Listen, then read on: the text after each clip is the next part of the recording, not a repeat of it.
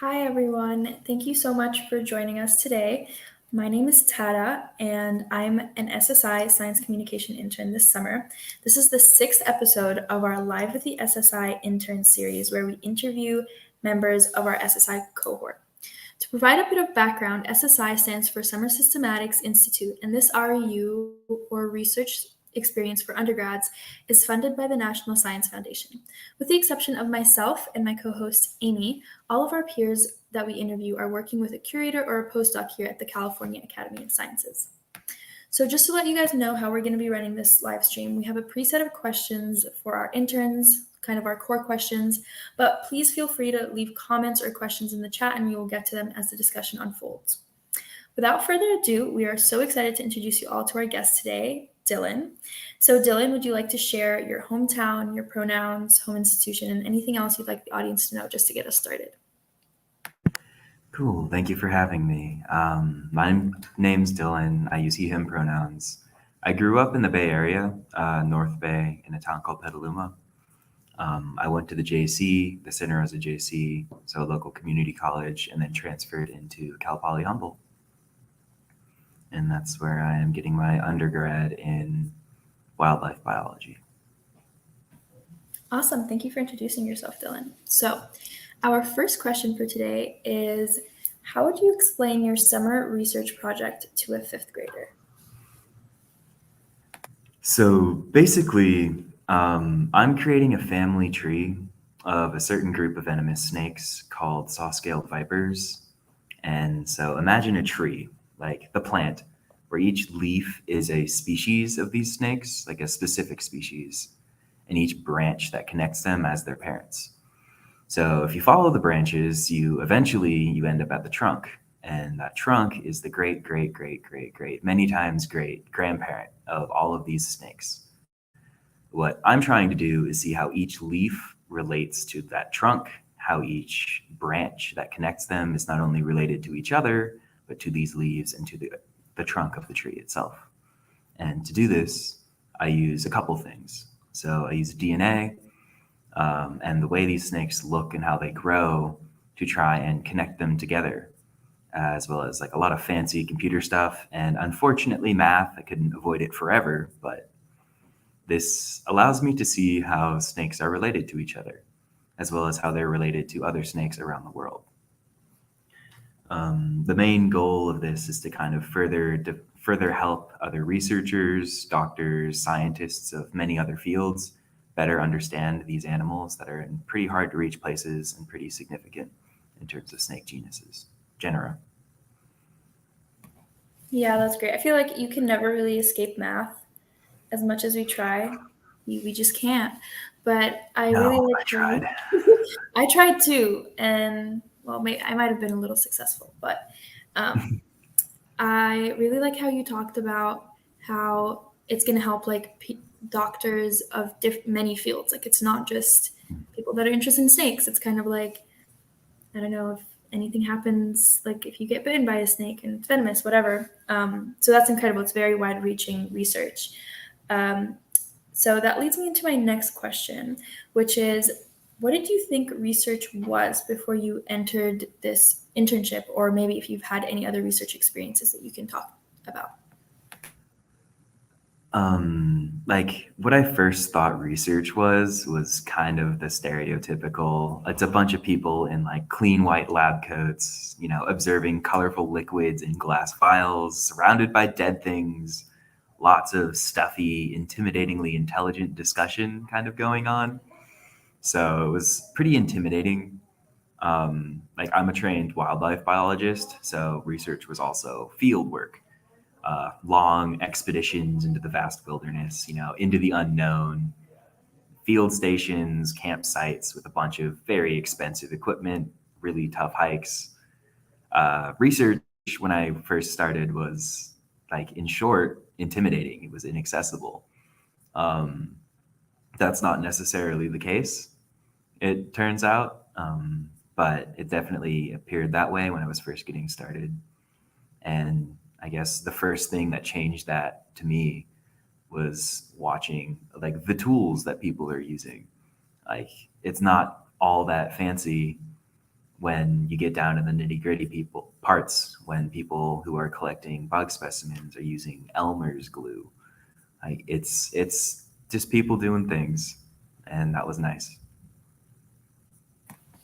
Yeah, I feel like even last week when I was on the live stream with Ethan, he kind of said something similar where he was like, yeah, my first impression was like being in the lab, like it was very different than what maybe we all have kind of found out science could be. But I will say we still are technically surrounded by dead things. I mean, yeah, but yeah, I mean, I just got out of the lab working with them like 10 minutes ago. So, but there's other stuff too, and it's not Yeah. just that. It's I not have just yet to encounter all that many colorful liquids either, by the way. okay. That's probably good. That that's I'm gonna take that as a win. Mhm. You mentioned inaccessibility, and I would love for you to like maybe elaborate a little on that, on why you felt it was inaccessible, but then you realize that it's not too, but that's not the case. It was just the words is my biggest thing, which we're probably going to get to at some point. It's my high horse. I will stand on that apple box and preach it a lot. I didn't know any of the words. The methods are hard to get to. A lot of papers that you try to read are locked behind walls that you can only get through educational institutions or these paid large institutions because no one can afford the $40 paper every time you want to research, have a question you want answered. So it's just hard to get into, especially as someone like me who doesn't come from a scientist family. Like we are a painter and some tax workers, and I just never had training in sciences, so it was really hard to figure out how to get into it until I got to a place that allowed me to like branch out. Yeah, thank you for sharing. I will say today, for context, our whole SSI cohort had a little SciComm workshop, and we had to kind of talk about our research in like our usual way if somebody asked us, and then kind of make it Neanderthal speak. And I was sitting next to Dylan, and we were in the little group together, and you were like, when you were talking about what your research is, you were using like all the words. I was like, wait, I need to catch up. Give me a second. So like, kudos. Like, it's very obvious that you have really put in the work. I never would have thought that um, just meeting you and like hearing you speak, that was something that you had to overcome. So that's Mhm. incredible. Thank you. Yeah. Well, that leads me into my next question a little bit. Do you feel like you are a scientist? And like, what does being a scientist mean to you? Yeah, I do feel like a scientist. I peruse the literature. I source methods from other studies. I ask questions and I pursue answers. And to me, that's what science is more so about. It's about always being curious. It's like curious enough to create ways to find an answer that isn't easily available. It's about wanting to know more about like anything you want to know about. If you pursue that knowledge, you're doing science, you're doing research. Maybe not a professional scientist or a professional researcher, but you're doing science, you're doing research. And that's the fundamental basis of what I'm doing here at the Academy is pursuing knowledge and answering questions. Like what are these snakes? How do they work? How are they related? So I feel like I'm doing science. Absolutely. And it's nice. Yeah, that's great. Especially like I kind of relate to, I don't really come from a very science STEM background either. So it's like, did you, do you feel like um, it has taken you a while to kind of think of yourself as a scientist because you kind of had to build it from the ground up for yourself? Um, or what was that experience like? I think, yeah, it has taken me a while to call that what I am and what I do.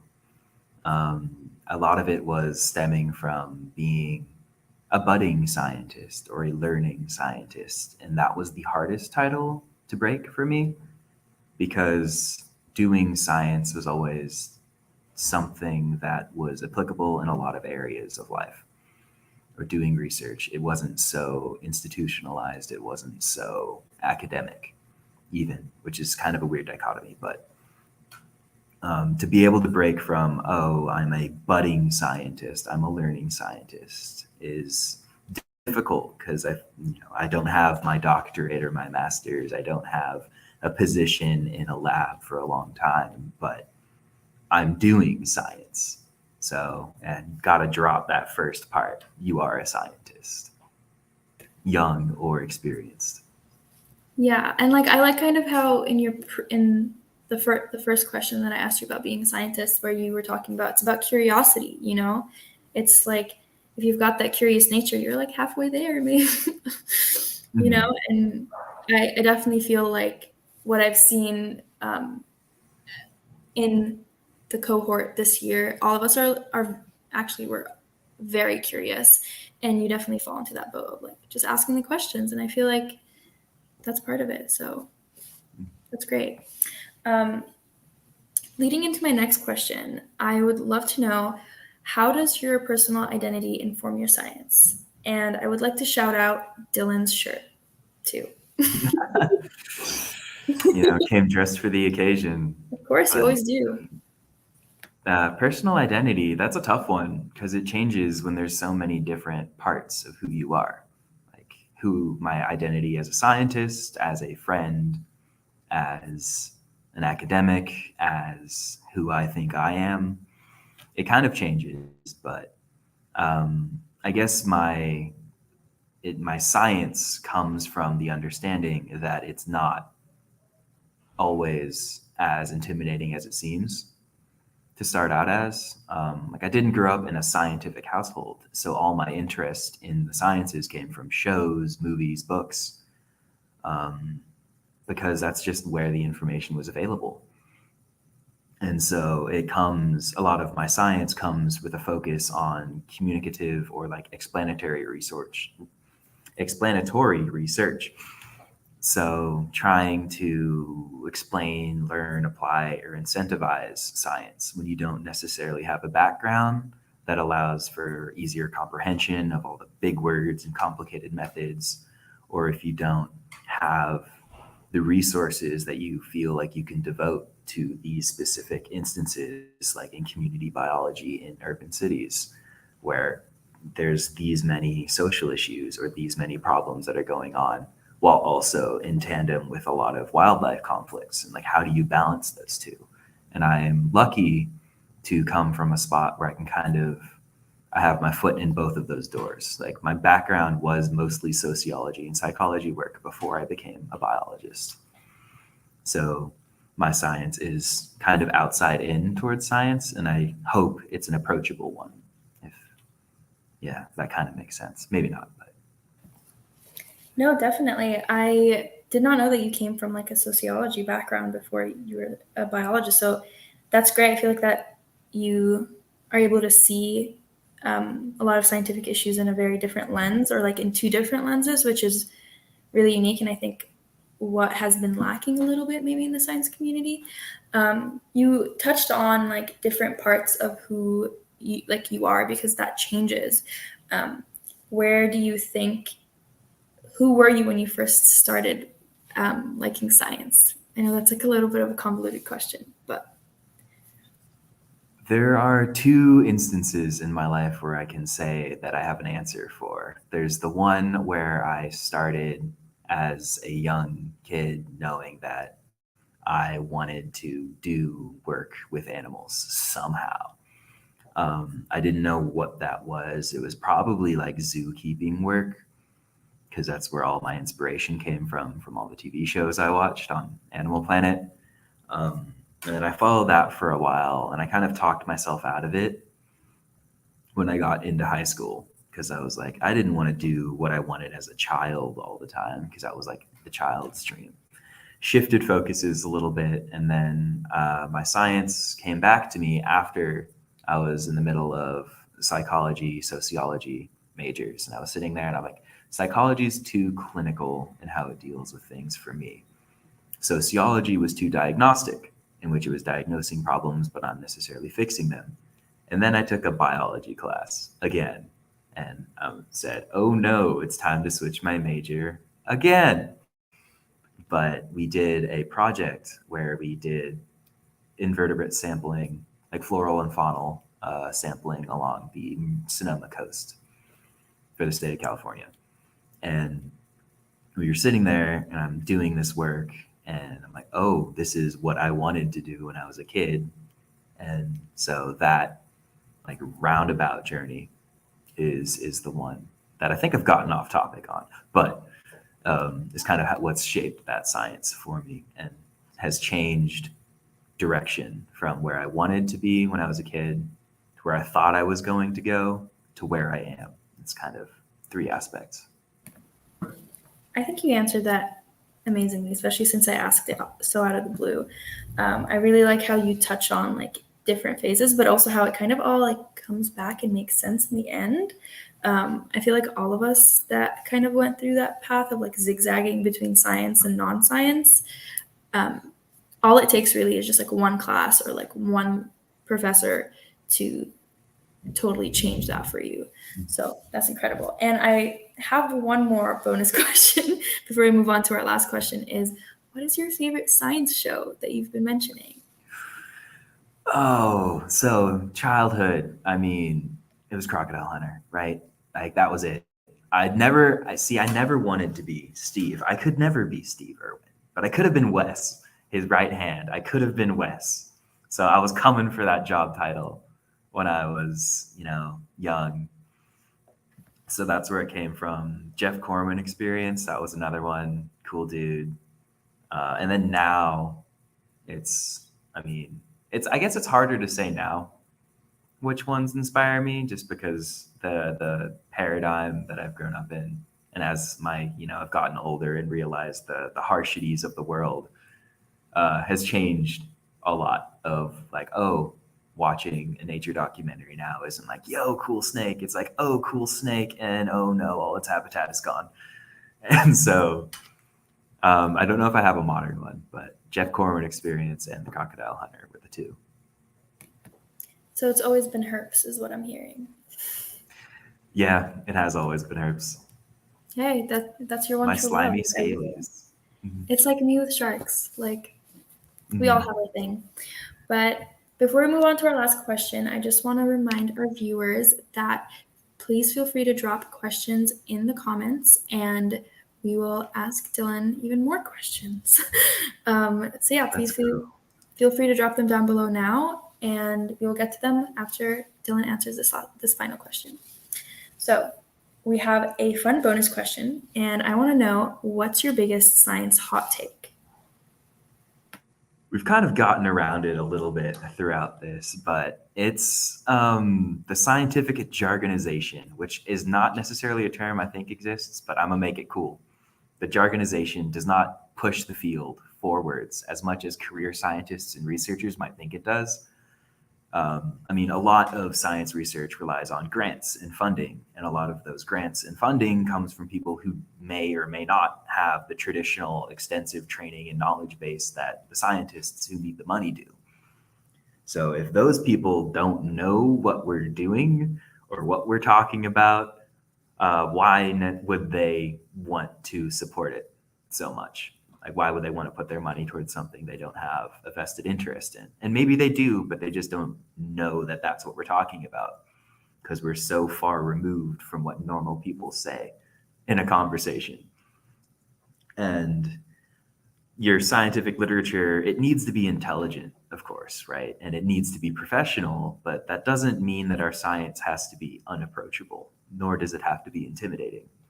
And I think we need to better bridge those two to keep it as good science, but also make it approachable science and understandable.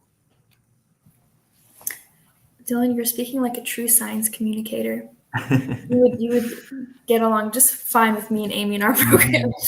I think so. Yeah, no, totally. That's an incredible answer. I definitely agree. I remember I'd be in class and I'd be reading this science article and I'm like, I know that they are making it more complicated than it needs to be. And I'm like, I'm lucky that I can understand the question or like what they're talking about. But I'm like, if you don't have a science background, if you don't have a background of any sorts, nobody's going to understand this. And that just kind of goes back into your inaccessibility problem that we mentioned before. But yeah, thank you. That was a great answer. So we do actually have some questions in the chat. Oh, So do we? our first one is from Bridget Fest. And Bridget is asking, what is the most interesting aspect of the research you are currently doing? The most interesting aspect is that it hasn't exactly been done before. So not with this genus of snakes. So what I'm trying to do is put together all the different research we've had for this genus, which spans a bunch of different institutions, a bunch of different countries, as well as some new stuff here at the Academy that we're researching now, and try and take all of that information and synthesize it into a phylogeny, into that tree of life, to try and better focus what questions we have left for this genus, because they're super under researched, they're super spread about. No one's quite sure how many species there are. It's always in contention. And so what I'm trying to do and what we're getting a start on here is trying to bridge that gap. Like the first step in a long journey of piecing together a comprehensible knowledge of our genus. Yeah, that's great. I love also you showed us some of like your phylogeny, like a little rough draft of it, and it looks crazy in a good way. I'm like, that's incredible that Yeah, you. it's an ugly looking thing right now, but Hey, you said it looks really nice in a circle, so I can't wait to mhm, see what it looks like when it's a circle instead of just like straight. But that's mhm. great. We do have another question commented by Joseph, but it's from Arlene. Since you mentioned it earlier, what's your favorite wildlife / scientific technique that uses simple equipment? Oh, there are a few really good ones. I think one of my favorites is like the lizard catching technique, where it's a piece of string tied to a stick. Has not changed for thousands of years, people catching lizards. It's just the best way to do it. And I think that's probably my favorite because you can do it. There's a lot of riffs on it, right? You could make it out of grass. I've done that before. It works. You can just get a stick and some string and catch a lizard that way. I think that's my favorite one because it's so simple and like really scientists are doing this. And the answer is yeah, they are. No, yeah, I remember on Field Week when we had like those guest mentors come in, and they had like their little special stick with a string on it, and I was like, this is crazy. Like I love how simple it is, and how like some of our techniques haven't really changed, but still hold the same like importance, Mhm. or they still have like a good amount of value to our current research. Well, that wraps up all of our official questions for Dylan. Thank you so much for joining us today and dealing with my follow-up questions that were not planned. Um, Absolutely. Before we officially end, we would like to encourage everyone to follow our social media channels on Instagram and Twitter, which are on the banner on the screen below me, so that you can virtually join us on our adventures this summer. We will post any contact information that Dylan has asked us to share in the chat below. And please tune in tomorrow at 1:35 p.m. to listen to our next series, Installation with Sophia. And we hope you all have a great day. So thank you. Bye.